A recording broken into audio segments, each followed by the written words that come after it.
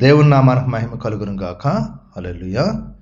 అందరూ బాగున్నారమ్మా. దేవాదేవుడు మరి నూతన దినం దయచేసిన దేవతనికి వందనాలు చెల్లించుకుంటూ ఈ దినపు వాగ్దానం ధ్యానించుకుందాం. ఈ దినం ప్రభు మనకి ఇచ్చిన వాగ్దానం, వారిని విస్తరింపజేసి వారి మధ్య నా పరిశుద్ధ స్థలమును నిత్యం ఉంచెదను. యెషయా గ్రంథము 37 అధ్యాయం 26 వచనంలో ఈ మాట. దేవుడు ఏం మనల్ని విస్తరింపజేస్తే ఆయన పరిశుద్ధ స్థలము నిత్యం మన మధ్యలో ఉంచుతాడు. మనం ముందుకు ఏం చేసి విస్తరింపజేస్తాడండి. ఎందుకని నేను వారితో సమాధానార్థమైన నిబంధన చేసేదని, అది నాకు వారికి నిత్య నిబంధనగా ఉండేను.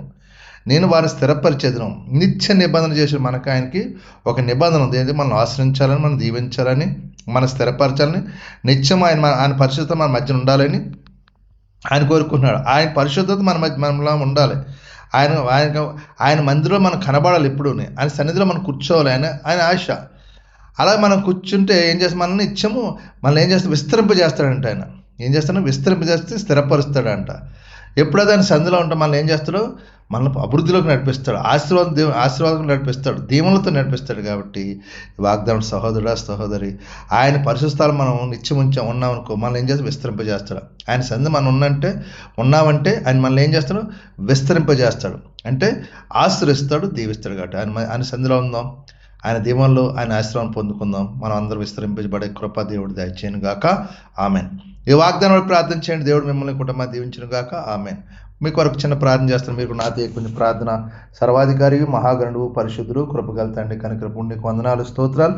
మరొక నూతన దినం దయచేసి దినమంతా మీరు రెక్కల చాటును భద్రపరచండి, కాచి కాపాడి దీవించి ఆశ్రయించి కృప చూపించమని అడుగుతున్నాను తండ్రి. ఎవరికి లేని దాని కృప మీరు మాకు దయచేసిన కొందనాలు. ఈ దినమంతా అయ్యా నీ సన్నిధిలో గడిపే కృప దయచేసి, నీ సన్నిధిలో నిత్యం ఆనందం ఉంది. నీ సన్నిధిలో నీ పరిస్థితులు మేము ఉంటే నిత్యం మమ్మల్ని విస్తరింపజేస్తున్న వాగ్దానం ఇచ్చే ప్రభు, నీ సన్నిధిలో కనపడే కృప అందరికీ దయచేయి నాయన.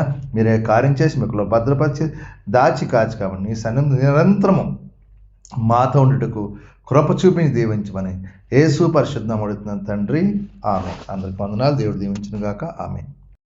ప్రభు నామంలో ఈ వీడియో వీక్షించిన ప్రతి ఒక్కరికి జీసస్ స్వస్థత ప్రార్థనా మందిరం వారి ప్రత్యేక వందనాలు తెలియజేసుకుంటున్నాము.